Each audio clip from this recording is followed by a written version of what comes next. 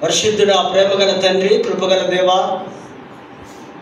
లేఖన భాగములను మేము ధ్యానిస్తూ ఉండగా ఈ పరిశుద్ధాత్మ శక్తిని, బలాన్ని అనుగ్రహిస్తూ అమూల్యమైన, శ్రేష్టమైన, ఉన్నతమైన దైవ సందేశాన్ని మేము అర్థం చేసుకొని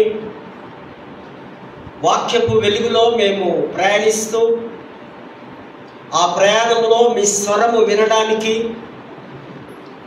మీ స్వరము వింటూ ఉండగానే మేము అనేకమైనటువంటి అద్భుతాలు మీ ద్వారా మేము పొంది మీ నామాన్ని మహిమపరచడానికి ప్రభువా మీ కృప, మీ సహాయము మాకు అనుగ్రహించగలరంటూ యేసు నామమున వేడుకుంటున్నాము తండ్రి. దయచేసి కూర్చుందాం.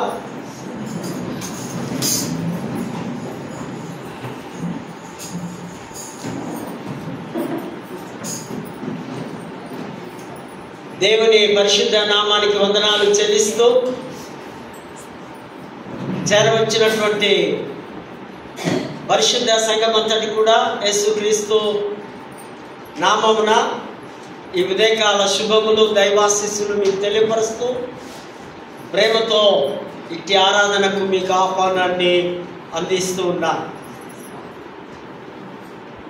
ఈ ఘనమైన ఈ గొప్ప భాగ్యాన్ని అనుగ్రహించినటువంటి అధ్యక్షపు మండలపు పీఠాధిపతి గారైనటువంటి right reverend doctor professor Ruben Mark తండ్రి గారికి, మరి వైస్ చైర్మన్ విన్స్టన్ అయ్య గారికి, అధ్యక్ష మండలపు చైర్మన్స్ అండ్ నాయకులు, క్లెర్జీ, మరి అనేక సంఘాల యొక్క పెద్దలకు యేసుక్రీస్తు నామంలో మరి ఈ ఉదయకాల దైవాశీస్సులు, శుభములు వారికి తెలియపరుస్తూ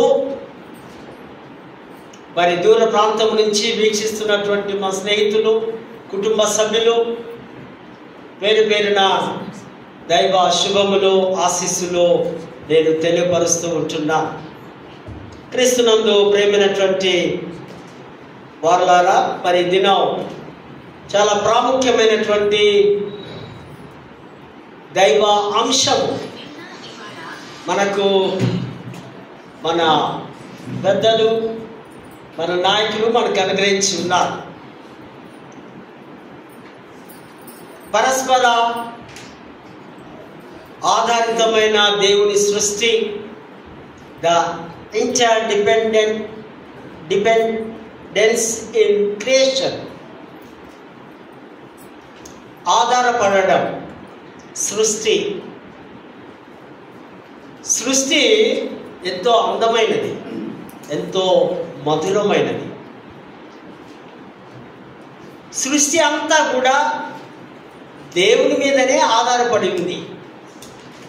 కారణం ఏంటంటే సృష్టికి ముందు దేవుడు ఉన్నాడు. సృష్టిలో ఉన్న ప్రతిదీ కూడా మనుషులు కానివ్వండి, జీవరాశులు కానివ్వండి,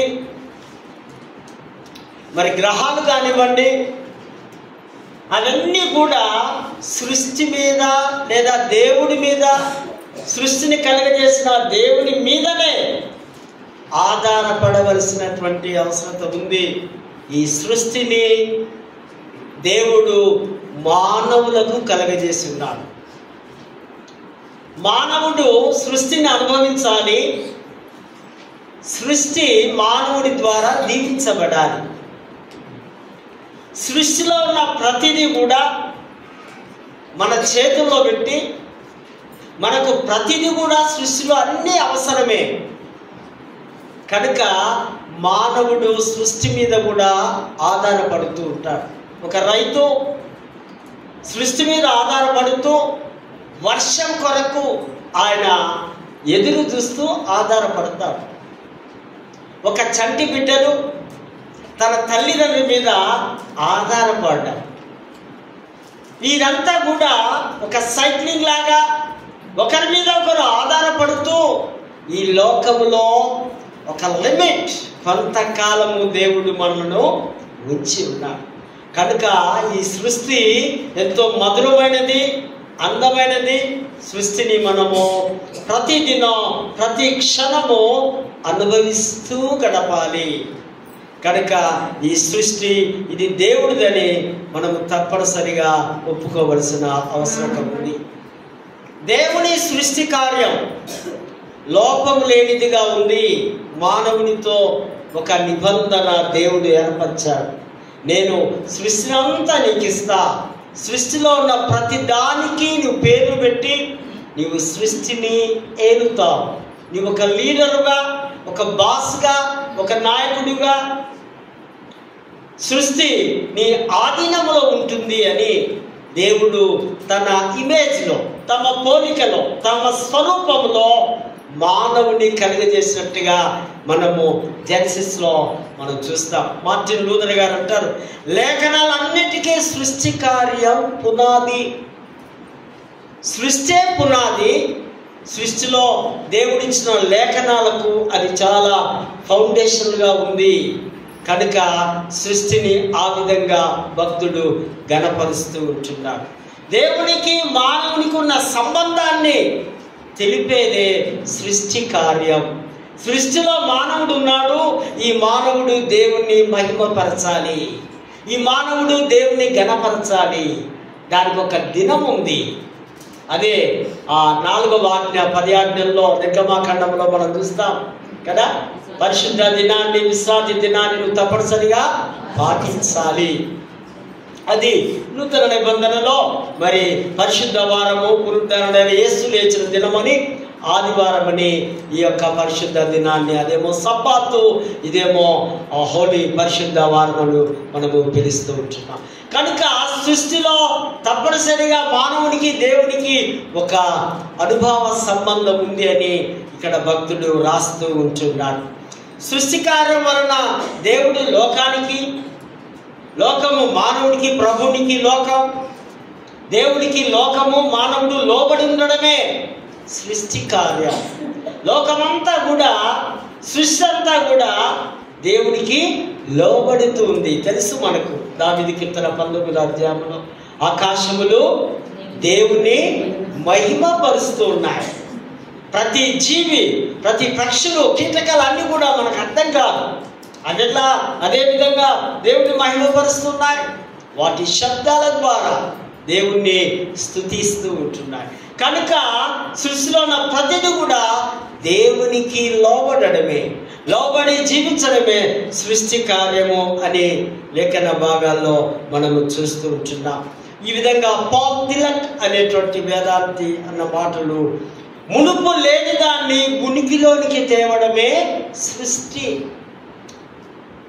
ఆది యందు అనగా అంతకు ముందు ఏమీ లేదు, దాని తర్వాతనే మునుపు లేని దాన్ని ఉనికిలోనికి తేవడమే సృష్టి. కలుగును గాక, అవును గాక, వచ్చును గాక. దేవుడు ఎప్పుడైతే తన నోటితో పలికాడో అదంతా కూడా సృష్టి కార్యముగా, ఆ శూన్యంలో నుంచి దేవుడు అన్నిటినీ వెలుగులోనికి, మరి ఉనికిలోనికి తీసుకొని వచ్చి ఉన్నాడు. దాన్నే సృష్టి కార్యము అని అంటూ ఉన్నాం. సృష్టి దైవ ప్రత్యక్షతకు ఒక సాదృశ్యముగా ఉంది. దేవుడు ఉన్నాడని, దేవుడు కనిపిస్తున్నాడని, సృష్టిలో దేవుని చూస్తున్నామని. అందుకే కొంతమంది అర్థం కాలేని వారు, జ్ఞానము లోపించిన వారు కొన్నిసార్లు సృష్టినే దేవుడిగా ఆరాధిస్తూ ఉంటారు కదా. చాలా లోకంలో మనం చూస్తాం. దేవుడు సృష్టిలో కలగజేసిన గ్రహాలను అవే దేవుడిగా, అవే దైవికమైన వస్తువులుగా, వాటిని దైవంతో సమానముగా మరి సృష్టిని పూజించేవారు ఉన్నారు. సృష్టికర్తను మర్చిపోయేవారు ఉన్నారు. సృష్టి అనగా ఉదాహరణ, ఈ యొక్క పుల్పిట్ ఉందనుకోండి, దీన్ని తయారు చేసిన వారు ఒకరు ఉంటారు. కానీ తయారు చేసిన వారిని మరచి కనిపించే దానినే పూజించడం, గౌరవించడం, ఇది అన్య ఆరాధనగా లేదా విగ్రహారాధనగా మరి అనేకులను మనం ఈ లోకంలో చూస్తూ ఉంటున్నాం. పరిశుద్ధ గ్రంథంలో ఆదికాండం మొదట్లో మనం చూస్తే త్రియేక దేవుడు ఆయన ఆ తండ్రి అయిన దేవుడు, కుమారుడైన దేవుడు, పరిశుద్ధాత్మ దేవుడిని మనం కలిసి త్రియేక దేవుడుగా ఈ ముగ్గురు కలిసి సృష్టిని తయారు చేసినట్టుగా యెషయా గ్రంథం 41లో 45 మొదటి వచనంలో తండ్రి అయిన దేవుడు సృష్టికారు గురించి అక్కడ మాట రాయబడి ఉంది. రెండవదిగా ఆ కుమారుడైన దేవుడు కొలస్సీలకు రాసిన పత్రిక మొదటి అధ్యాయం 16వ వచనంలో మనం చూస్తాం. మరి పరిశుద్ధాత్ముడైన దేవుడు ఆదికాండము 1వ అధ్యాయం 2వ వచనంలోనే ఆ ఆత్మ నీటి మీద అల్లాడుతున్నట్టుగా మనము అక్కడ గమనిస్తూ ఉంటున్నాం. దేవుడు ఉనికి లేని క్షణాలు లేదు అనగా ఆయన ఆది సంభూతుడు. ఏది లేనప్పుడే ఆయన ఈ లోకంలో ఈ యొక్క సృష్టిలో ఉన్నాడని లేఖన భాగాలు మనకు తెలివిస్తున్నాయి. మనకు తెలుసు కీర్తనకారుడు మోసెస్ 90 కీర్తనలో మనం 2వ వచనం చూస్తాం. భూమి పుట్టక మునుపు, పర్వతములు పుట్టక మునుపు, ఏమీ లేనప్పుడు, తరతరములు యుగయుగములు నీవే దేవుడు. మోసే ప్రార్థన చేస్తాడు, అద్భుతమైన ప్రార్థన. ఏదీ లేనప్పుడు నీవు దేవుడుగా ఉన్నావు కనుక ఆయనను సృష్టికర్త, సృష్టికి పితామహుడు అని మనము పిలుస్తూ ఉంటూ ఉన్నాం. పరస్పర ఆధారము. చంద్రుడు సూర్యుని మీద ఆధారపడాలి, లేకపోతే ఆయనకి వెలుగు రాదు. వెలుగు రాకపోతే మానవులకు రాత్రికాల సమయంలో ఆ వెలుగు మనకు కనిపించదు. ఈ సూర్యుని కిరణాల ద్వారా వస్తున్నాయి. సో కనుక చంద్రుడు మరి సంఘమునకు వెలుగుగా లేదా ఒక సాదృశ్యంగా ఉన్నాడు.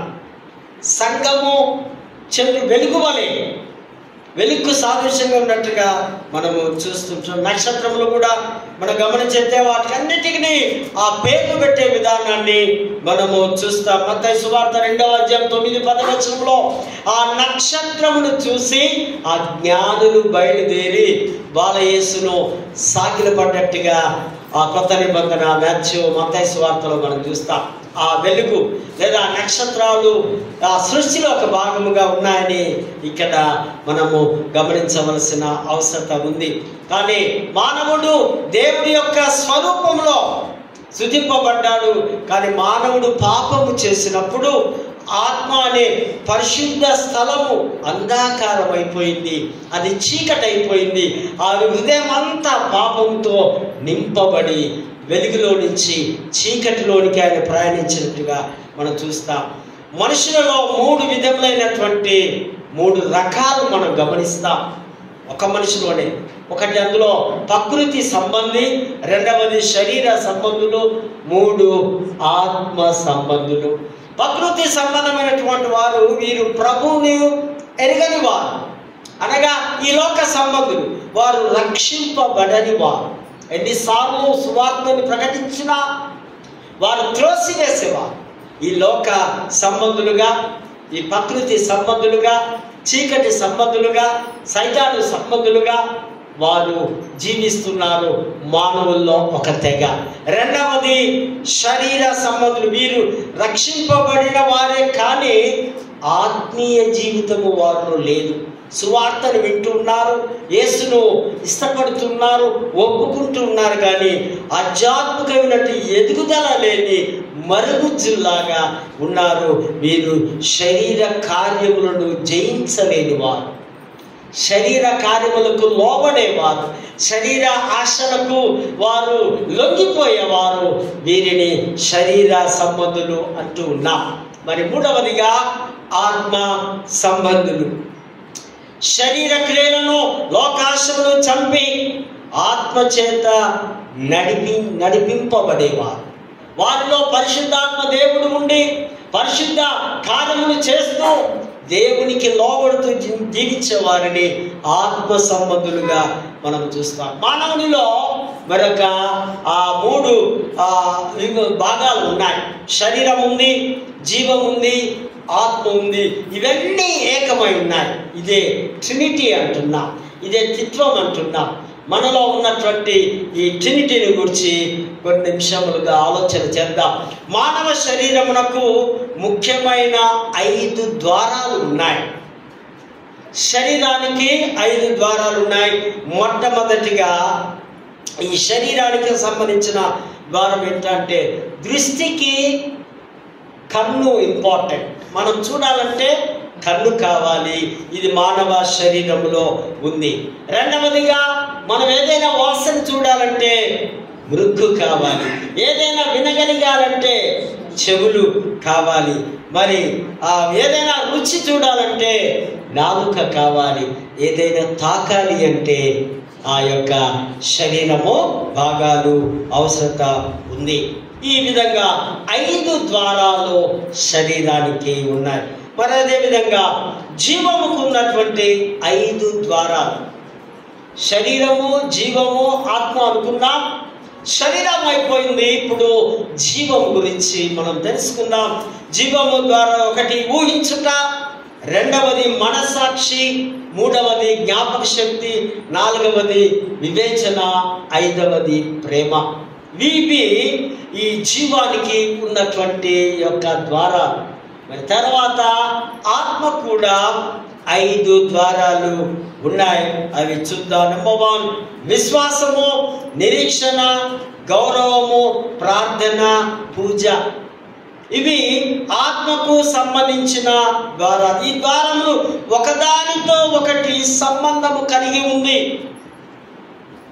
శరీరము, జీవము, ఆత్మ ఇవన్నీ కూడా ఒకదానితో ఒకటి కలిసి ఉన్న ఒక ఉదాహరణ. శరీరం, ఒక 10-12 సంవత్సరాల పిల్లగాడు ఒక మొల తీసుకొని గోడ కొడుతూ ఉంటే ఆ సుత్తితో కొట్టినప్పుడు గోటు మీద ఎక్కడో దెబ్బ తాకింది, వాడు ఏడుస్తాడు.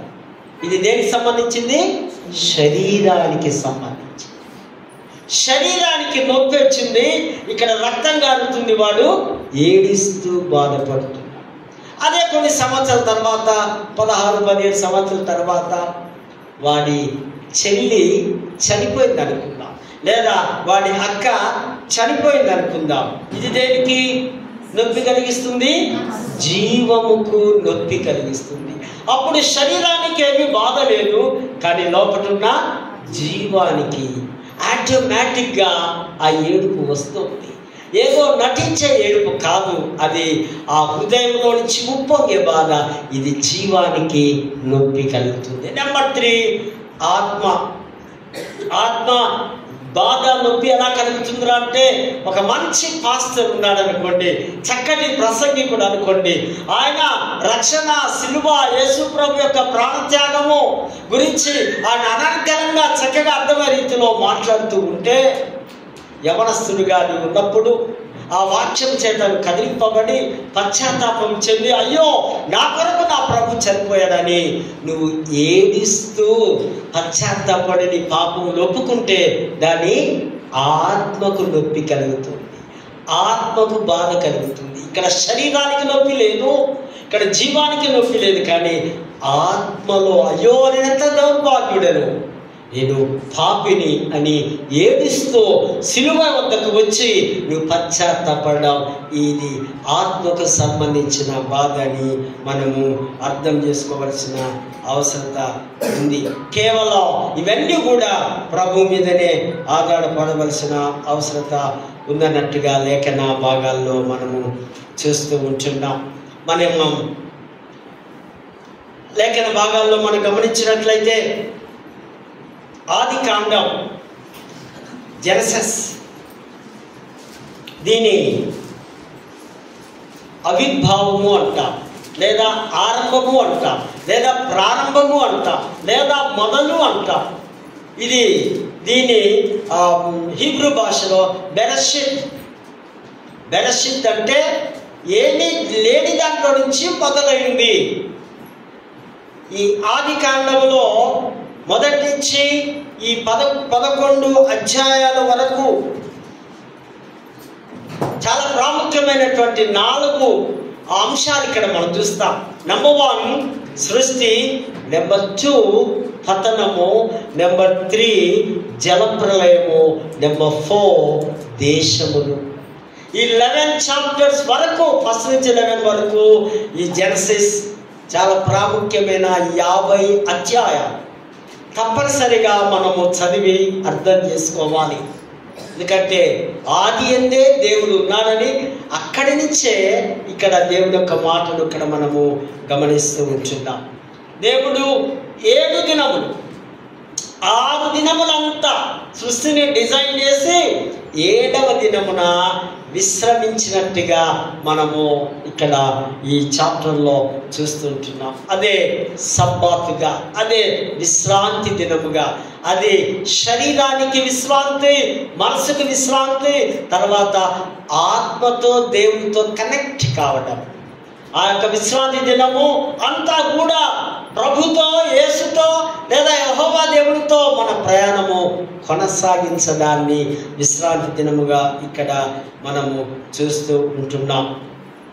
ఇది నేడు విశ్వాసులకు ఇదొక ఆత్మీయ యాత్రగా, ఆత్మీయ పండుగగా కదా, ఇదొక ఉత్సవముగా, ఇదొక సెలబ్రేషన్గా, ఒక సండే అనగానే ఒక ఉన్నతమైన దినముగా నేడు విశ్వాసులు ప్రపంచమంతా ఈ యొక్క సెలబ్రేషన్స్లో మనము చూస్తుంటున్నాం. ఈ విశ్రాంతి ఆ మత్తయి సువార్త 11:28 ప్రయాసపడి భారం మోస్తున్న సమస్త జనులారా నా యొద్దకు రండి, మీకు నేను విశ్రాంతిని కలిగజేస్తాను.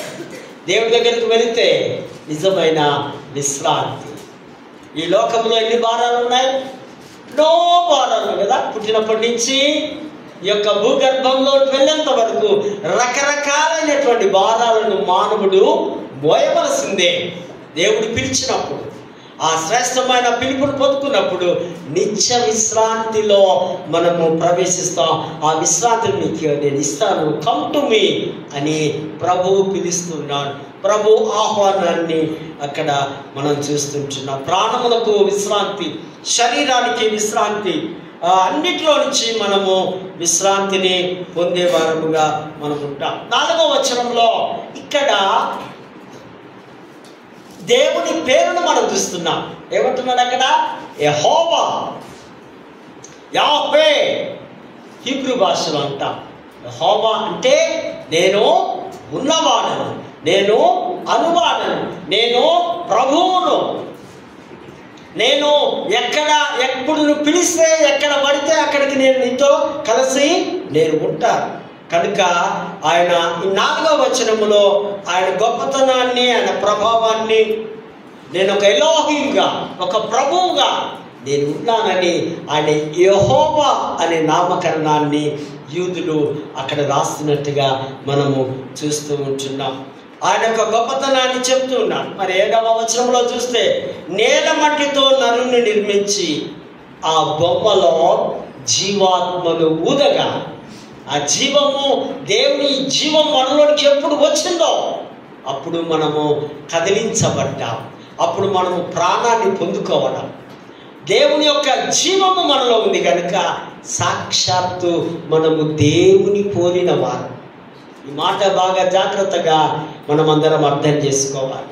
తిట్టుకోవడం కానీ, మరి కొట్టుకోవడం కానీ, లేదా భయంకరమైనటువంటి పరిస్థితులు గుండా వెళ్ళడం కానీ, చెడ్డ పనులు చేయడం కానీ అవన్నీ చేయకండి. కారణం ఏంటంటే నీవు దేవుడవు, నీవు దేవుడి సొత్తు, దేవుడి ఆత్మ నీలో ఉంది. సాక్షాత్తు నిన్ను చూస్తే ఆ దేవుని యేసును చూసినట్టుగానే మనం ఉండాలని ఇక్కడ దేవాది దేవుడు రాయించి ఉంటున్నాడు. సృజించుట అనేది ఆత్మకు సంబంధించినటువంటి మాట. తర్వాత నిర్మించుట అన్నది దేహానికి సంబంధించిన మాట. దేవుడు సృజించాడంటే ఆత్మ నీలో ఉంచాడు.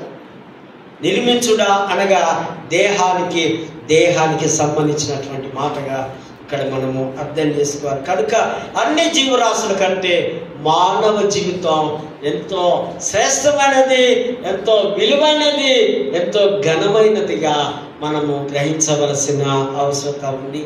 8వ వచనంలో దేవుడు ఒక తోట, ఏదేను తోట, బహుశా ఇప్పుడు ఇరాక్ మెసపటోనియా ఆ ప్రాంతంలో ఉంది. బహుశా ఇంకా అక్కడ జీవవృక్షం అని దాని యొక్క డిజైన్ చేసి చాలా భద్రపరిచి చుట్టూ సెక్యూరిటీ లాగా ఉందని ఆ ప్రాంతం చూసినటువంటి వారు కొందరు చెబుతూ ఉంటారు. ఏదేను తోటలో ఇది టైగ్రీస్ నది దగ్గర దీన్ని హిద్దెకేలు అనే ఆ యొక్క ఇప్పటి దక్షిణ ఇరాక్ అనే చోట ఉంది ఈ ఏదెను వనం. ఏదెను అనగా సంఘము, దేవుడి సంఘం.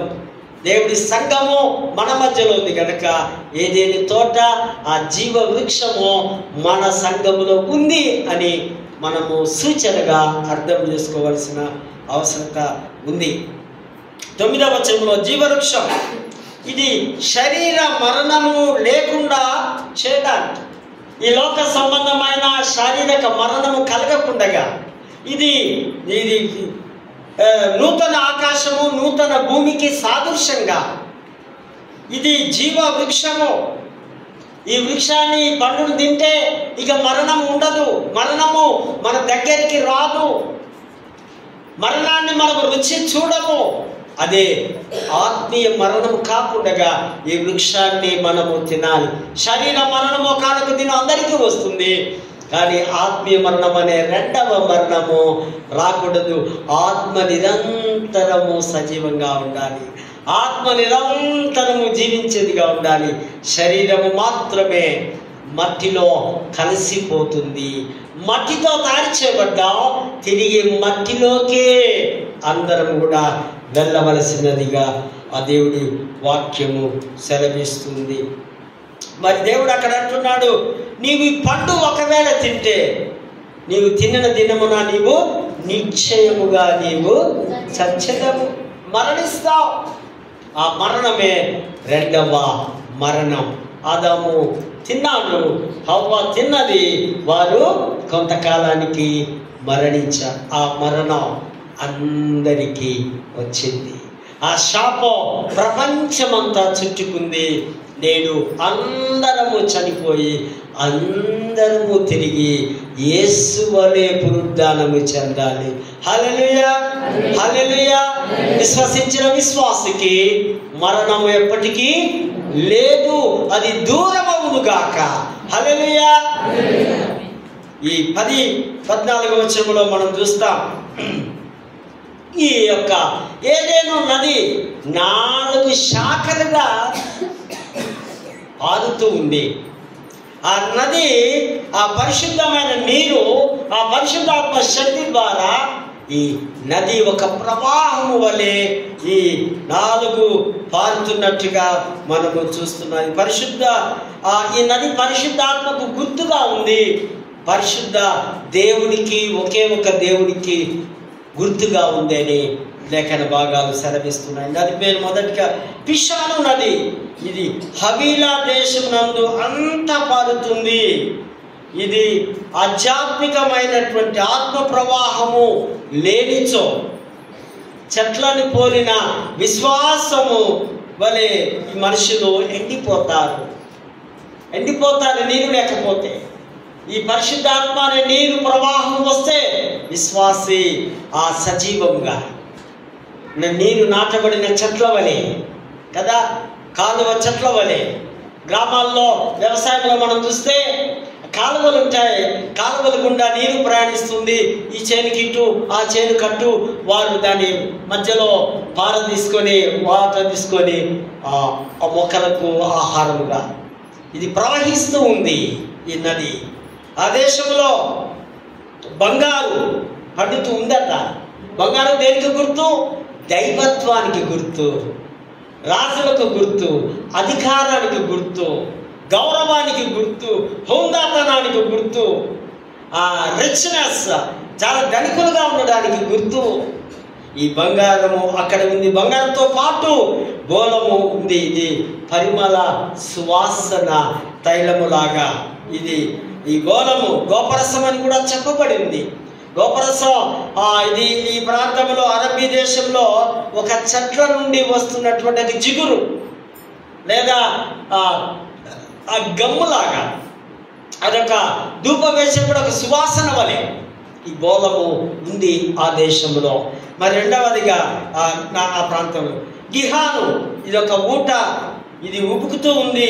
ఏదేను కృప లేదా ప్రవాహం ఏదేను చుట్టూ ఇది ప్రవహిస్తూ ఉంది. ఇది కూషు దేశపు నది. కూషు దేశం అంతా పారుతుంది. కూషు దేశం ఎక్కడుంది? ఆఫ్రికాలో ఉంది. ఆఫ్రికాలో నల్లజాతి వారు ఉంటారు. వారు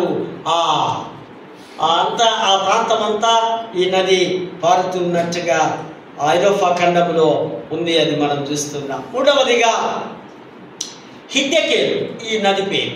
ఇది శక్తి ప్రభావితమైనది, భీకర ధ్వని అని అర్థం. టైగ్రీస్ అంటారు దీన్ని. ఇది సంఘంలో క్రీస్తు యొక్క ప్రత్యక్షతను కనపరుస్తూ ఉంది. దానికి ఆ విధంగా సూచనగా ఉంది. మరి నాలుగవదిగా యూఫ్రటీస్. ఇది అష్షూరు, మెసపటోనియా, ఇరాను, ఇరాకు ఆ ప్రాంతం అంతా కూడా ఈ నది పారుతుంది. 4 శాఖలుగా విభజింపబడ్డాయి. ప్రస్తుతము 2 శాఖలు మాత్రమే ఈ యొక్క మెసపటోనియా ప్రాంతంలో ప్రవహిస్తుంది నేటికి కూడా. మరి 15వ వచనంలో మనం చూస్తే యెహోవా నరుని ఏదెను తోటలో ఉంచెను. ఆయన పాపము లేనివాడుగా, ఒక పరిశుద్ధుడుగా, జూనియర్ దేవుడిగా ఆదామును దేవుడు నిర్మిస్తే తర్వాత ఆయన పాపము చేయబడి ఏదేను తోటలో నుంచి వెళ్ళగొచ్చినట్టుగా మనము లేఖన భాగాల్లో మనము చూస్తూ ఉంటున్నాం.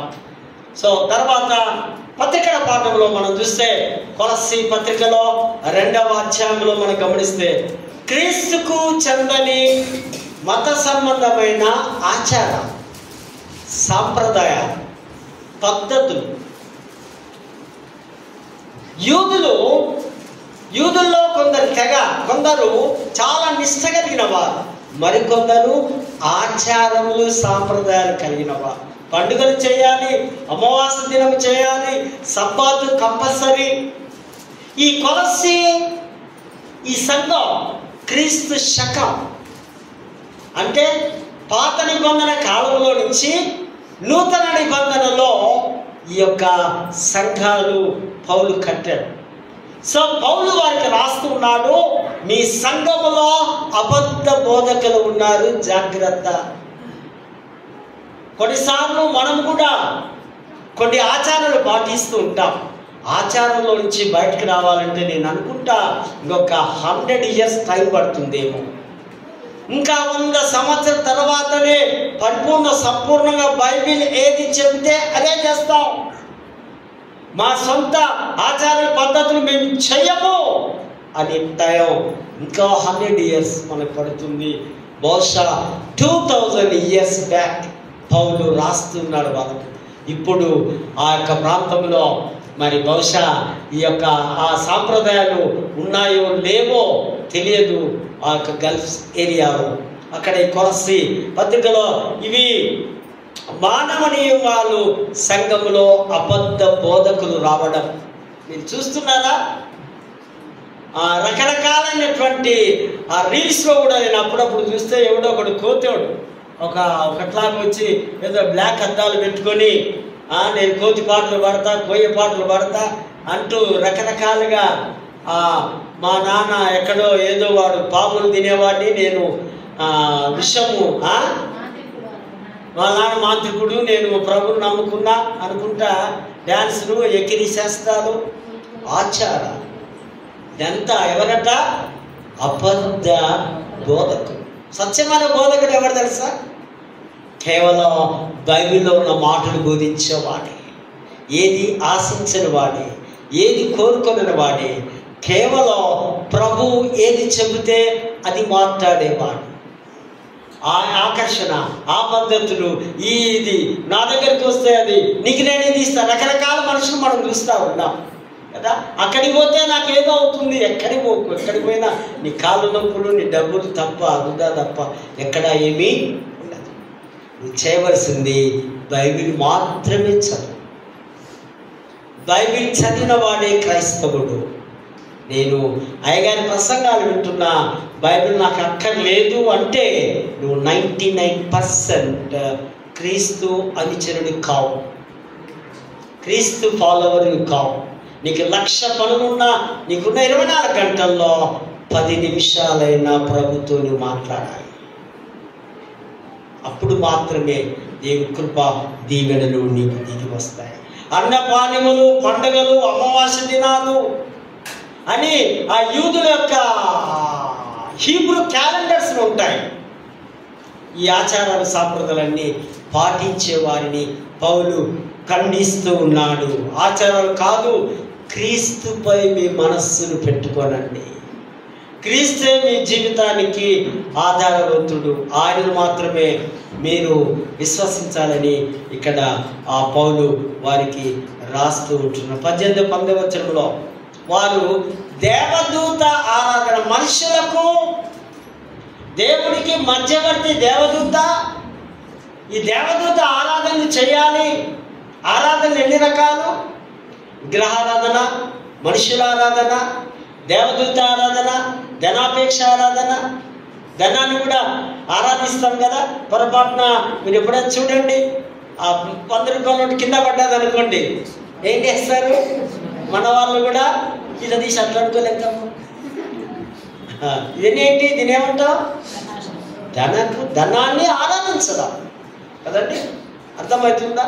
మనిషి ఆరాధన అంటే అబ్బా నువ్వే నాకు దేవత, నీవు తప్ప నాకెవరు లేరు, నాకు అమ్మ లేరు, నాన్న లేరు, అన్నం లేరు, చెల్లెలు లేదు, తమ్ముడు లేదు. నన్ను నవ్వుతున్నావు. ఇట్లా పరిస్థితి కాదు. మనుషుల ఆరాధన కాదు, ధనాపేక్ష కాదు, విగ్రహములు ఉలకవు పలకవు, చెవులు లేవు, ఏమి లేదు అర్థం.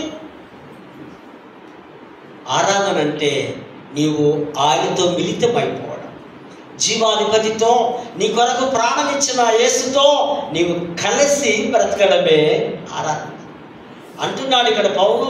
దేవదూతలు కాదురా నాయన, కావలసింది యేసు.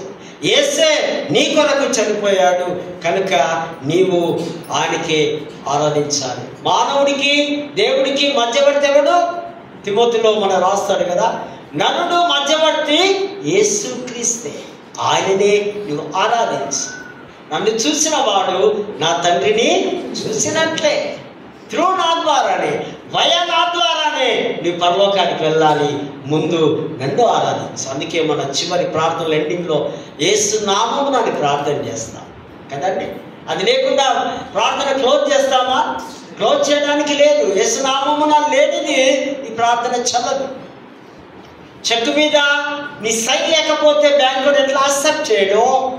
యేసు నామము లేకపోతే నీ చెక్ పాస్ కాదు. కనుకనే అక్కడ సంఘానికి పౌలు రాస్తూ ఉంటున్నాడు. శిరస్సైన క్రీస్తు బోధలు, ఆయన ద్వారానే మన కుటుంబాలు, మన సంఘాలు అభివృద్ధి చెందాలని దేవుడి వాక్యము తేటగా మాట్లాడుతూ ఉంది.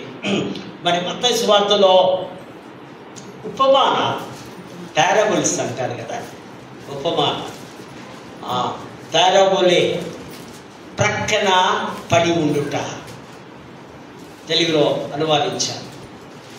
ఈ యొక్క గ్రీక్ వర్డ్ పారాబోలే.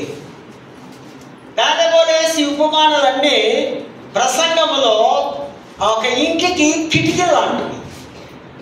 మన ఇల్లు ఉందనుకోండి, కిటికీ లేకపోతే ఎట్లుంటుంది? చీకటి, వెలుగు లేదు, గాలి రాదు. ప్రసంగంలో పారబుల్స్ లేకపోతే మీకు అర్థం కాదు.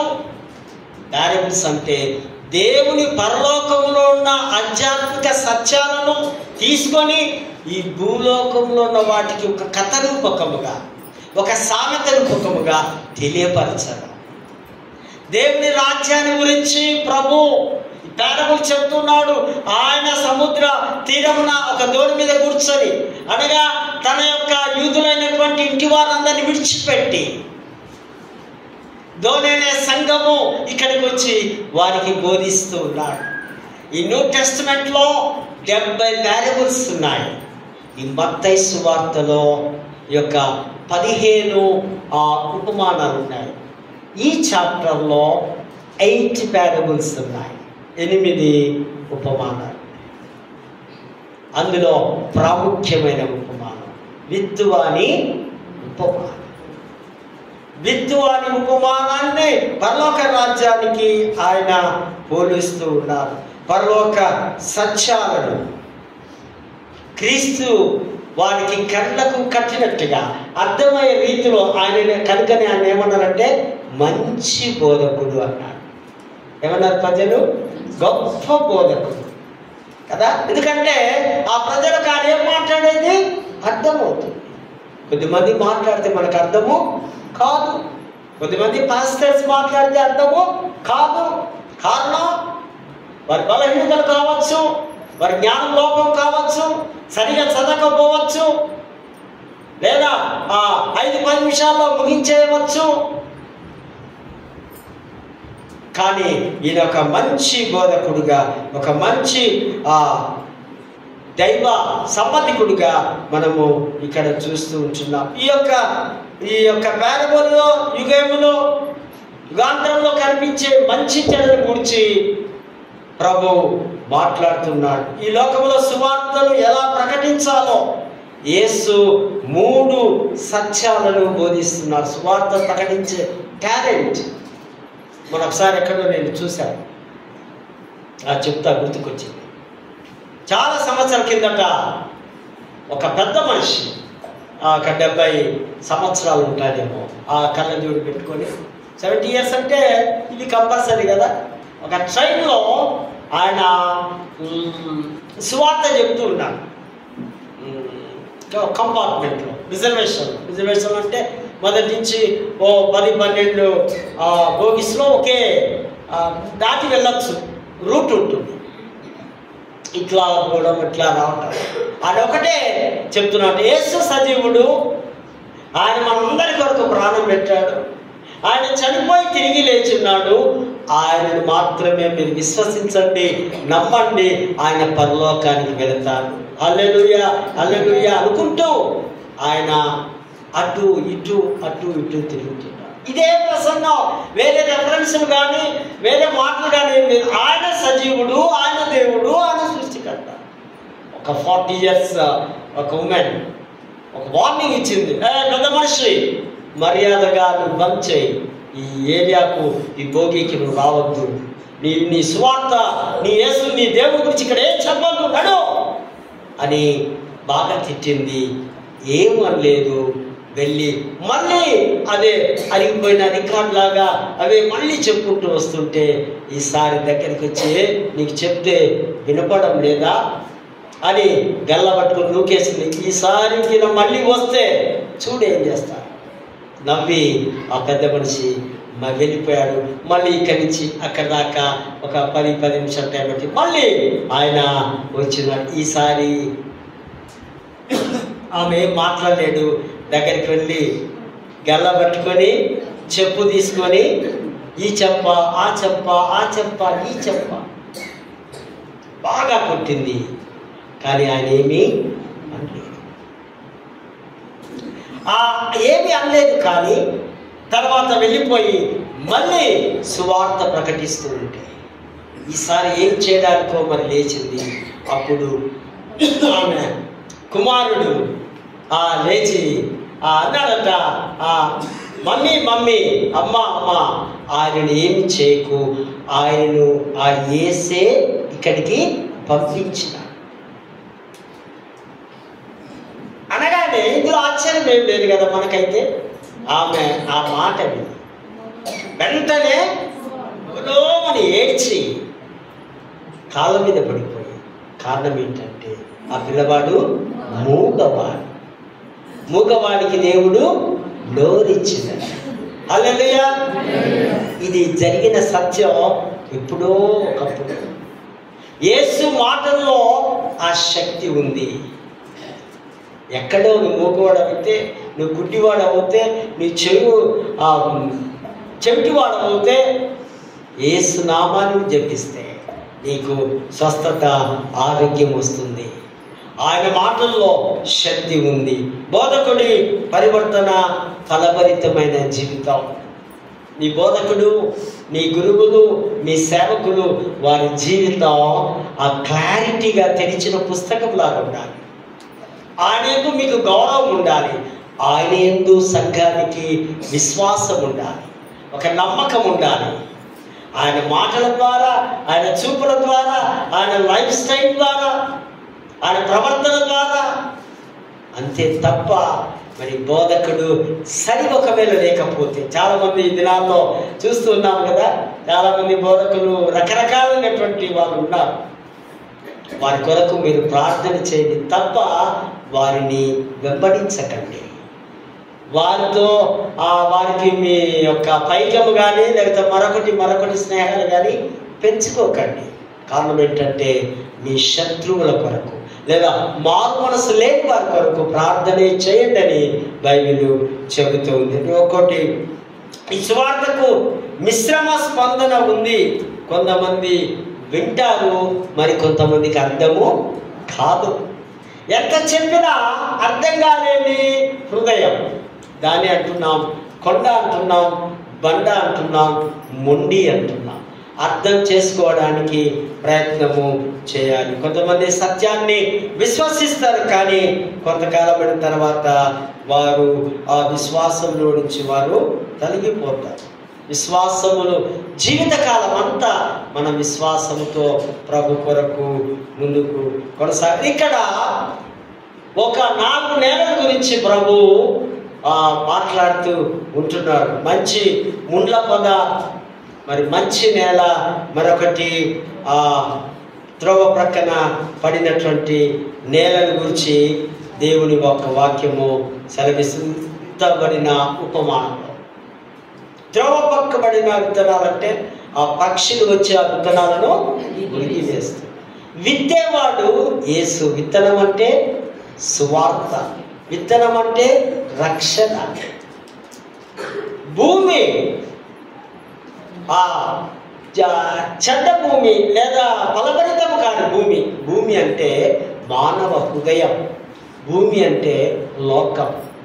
కొన్నిసార్లు ఈ భూమిలో త్రోవ ప్రక్కన పడినటువంటి విత్తనాలు, ఆ పక్షులు వచ్చి పక్షులు అంటే ఎవరైనా పోల్చుకోవాలి మనం? దుష్టుడు, సైతానుడు వచ్చి మృగి వేస్తాడు. త్రోవ ప్రక్కన పడిపోయాయి ఆ విత్తనాలు. అవేమో ఆ గుంపులో కూర్చొని ఉన్నాయి, వాక్యం వినడానికి ఇష్టంగా ఉన్నారు, కానీ సరైనటువంటి చోట అది పడలేదు కనుక మీ హృదయంలో నుంచి ప్రక్కకు దానికి వచ్చి వాళ్ళు ఎత్తుకొని వెళ్ళిపోయారు. కనుక అదంతా కూడా నామమాత్రపు క్రైస్తవులుగా కదా. మనం కూడా చాలా మందికి మేమంతా క్రైస్తవులం అండి, క్రైస్తవులు ఉన్నారంటే అందరి చేతులు ఎత్తుతారు కదా. నేనైతే మీరు ఎత్తారేమో కానీ నేనైతే ఒప్పుకోను. నేను ఎందుకు ఎట్లా ఒప్పుకుంటాను? 100% నా కంటికి మీరు కనిపించాలి క్రైస్తవులుగా. ట్రై చేయండి. నెక్స్ట్ టైం అడిగినప్పుడు అందరూ హ్యాండ్ రైజ్ చేయాలి, అప్పుడు నాకు ఆ విశ్వాసం ఉంటుంది. త్రోవ ప్రక్క పడిన విత్తనాలు. మరి రెండవదిగా రాతి నేలలో పడిన విత్తనాలు. ఈ బట్ట వాక్యం విని వెంటనే సంతోషంతో అంగీకరిస్తారు. అవును, మాకు ఇష్టమే యేసయ్య అంటే, అవును యేసులాగే మేము బ్రతుకుతామంటారు. కానీ శ్రమలు వచ్చినప్పుడు, కష్టాలు వచ్చినప్పుడు, బాధలు వచ్చినప్పుడు దేవుడు ఉంటే ఇట్లా అవుతుందా? దేవుడు ఉంటే మా పిల్లలను మా నుండి దూరం చేస్తాడా? దేవుడు ఉంటే మాకు ఈ రోగాలు వస్తాయా? దేవుడు ఉంటే ఇంత కష్టమా? వాడు చూడు ఎసంటాడో, వాడు ఎంత బాగున్నాడు. వీరట చంచలమైనటువంటి మనస్సు. వారి దృష్టికి వారి విశ్వాసంతో వారు వినడం లేదు, విశ్వాసంలో సరిగా లేదు కనుక వారు ఆ విత్తనాలు రాతి నేలలో పడ్డట్టుగా ఇక్కడ వీరంతా శరీరానుసారులుగా మనం అర్థం చేసుకోవాలి. మూడవదిగా మంచి నేలను విత్తబడిన విత్తనం. వీళ్ళట నూరంతలుగా ఫలిస్తారట. మంచి నేల అంటే మారు మనసు పొందిన హృదయం, యేసును సొంత దేవుడిగా అంగీకరించినటువంటి నేల. వారు విశ్వాసాన్ని గ్రహిస్తారు, విశ్వాసానికి లోపడతారు, విశ్వాసంగానే జీవిస్తారు. ఏది ఉన్నా ఏది లేకపోయినా ప్రభువే, ఆయనే దేవుడు అంటే నమ్మకముగా జీవిస్తారు. కనుక అది మనకు తెలుసు. ఇంత గొప్ప విశ్వాసం. ఒకసారి ఐతిహ్యుడైనటువంటి ఒక నపుంసకుడు, మనకు తెలుసు కదా, అపోస్తలుల కార్యాలు 8వ అధ్యాయము 31వ వచనంలో ఆయన యెరూషలేము దేవాలయానికి వెళ్ళి దేవుని యెహోవా దేవుని ఆరాధన చేసి రథం మీద పోతూ ఉంటే ఆయన యెషయా గ్రంథము చదువుతూ ఉన్నాడు. అప్పుడు దేవుడి యొక్క ఆత్మ ఫిలిప్పీ మీదకి వచ్చి ఆయన పరిగెత్తుకుంటూ పోయి వాక్యాన్ని ప్రకటించడానికి ఎట్లా పోవాలా? నెమ్మదిగా అడుగులు అడిగేసుకుంటూ డబల్ ప్యాసింజర్ లాగా పోతారా? మీకు తెలుసా, గుడికి ఆరాధన క్రమము, ఆ ఆరాధన క్రమములో నుంచి పాల్గొన్న వారికి 100% దీవెన. పాపము ఒప్పుకోలు, పశ్చాత్తాపము ఇవన్నీ గాలికి ఎగిరిపోతాయి కదా. కొందరు మధ్యలో వస్తారు, అవునా? కరెక్ట్ చెప్తుంది, చక్కగా చెప్తుంది సెక్రటరీ. మధ్యలో వస్తే నువ్వు ఆరాధన క్రమం ఇవన్నీ ఎట్లా నువ్వు నోటితో ఒప్పుకుంటావండి? అయ్యగారి ప్రసంగాలట, అయ్యగారి ప్రసంగాలు ఇంపార్టెన్స్ కాదు. నీ నోరు తెరిచి నీ పాపపు ఒప్పుకొని అక్కడ చూస్తూ విధేయంగా మోకరించి చేస్తేనే ఇవి అన్నట్టుగా ఇక్కడ చూస్తున్నా. వీడు పాపం తెలియదు, చదువుతూ ఉన్నాడు. ఫిలిప్పు పరిగెత్తుకుని పోయి, అరే భయ్ ఏం చదువుతున్నావు? ఎవడైనా త్రోవ చూస్తేనే కదా. ఇదిగో వదకు తేయబడిన గొర్రెపిల్ల గురించి నేను చదువుతున్నాను. యెషయా గ్రంథం 53. అప్పుడు ఫిలిప్పు నోరు తెరచి ఏం చేసిండు? వాక్యాన్ని విత్తుతూ ఉన్నాడు. నపుంసకుని హృదయంలో వాక్యాన్ని విత్తడం. ఆ వాక్యం ఏమైంది? ఫలభరితమైంది. వెంటనే ఎప్పుడైతే వాక్యం ఇచ్చాడో ఈ ఫిలిప్పు పరలోకానికి టికెట్ ఇచ్చినాడు. ఇక నువ్వు పోయి పరలోకంలో టికెట్ తీసుకో. వాక్యానికి లోబడ్డాడు ఆయన. ఎవడైనా త్రోవ చూపుకుంటే నాకేం తెలుస్తుంది అంటే ఆయన అంటున్నాడు ఫిలిప్పు, ఇదిగో ఈ వదకు దేవుడిన గొర్రెపిల్ల నిజమైన యేసు క్రీస్తు. That is gospel. అది మంచి వార్త, అది గుడ్ న్యూస్. వెంటనే ఆ నపుంసకుడు, ఇదిగో నీరున్నాయి, నాకు బాప్తిసం ఇవ్వండి, స్పాట్లో బాప్తిసం కావాలి. ఫిలిప్పు పరిశుద్ధాత్మను శక్తిని పొందుకొని బాప్తిజం ఇచ్చినట్టుగా మనం ఆ చాప్టర్లో మనము చూస్తూ ఉంటున్నాం. యేసు విత్తనాలను మన చేతికి ఇస్తున్నాడు. వెళ్ళి విత్తండి, అనేకులను ప్రభు రాజ్యం కొరకు సిద్ధపరచండి. మీరు తప్పనిసరిగా దేవుని రాజ్య వారసులు కావడానికి ప్రభు యొక్క బోధనలో వారందరినీ సిద్ధపరచండి అంటూ దేవుడు మనకు అవకాశం ఇస్తూ ఉన్నారు. క్రీస్తునందు ప్రేమైనటువంటి వారారా, ఈ సృష్టిలో ఉన్న మనం ఈ సృష్టి మీద ఆధారపడుతూ, దేవుడి మీద ఆధారపడుతూ, దేవుడు ఏది బోధిస్తే వాటి ఆ చిత్త ప్రకారం మనము లోబడి జీవించడానికి అటువంటి కృప, పరిశుద్ధాత్మ నడిపింపు, దైవాశీస్సులు దేవుడు మనకు అనుగ్రహించును గాక. ఆమేన్. పరిశుద్ధుడా, ప్రేమ గల తండ్రి, నీకు వందనాలు. కొన్ని నిమిషాలు దైవ జ్ఞానంతో నింపబడి స్వచ్ఛమైనటువంటి శ్రేష్టమైనటువంటి పరిశుద్ధ వాక్కును నీ జ్ఞానం ద్వారా మేము విన్నాం. దుష్టుడు, శోధకుడు, సైతానుడు వాక్యాన్ని దొంగలించకుండా మంచి నేలలో విత్తబడినటువంటి విధముగా మేమంతా నూరంతలుగా ఫలభరితము కావడానికి సహాయం చేయగలగంటూ క్రీస్తు నామమున వేడుకొంటున్నాము తండ్రి. ఆమేన్.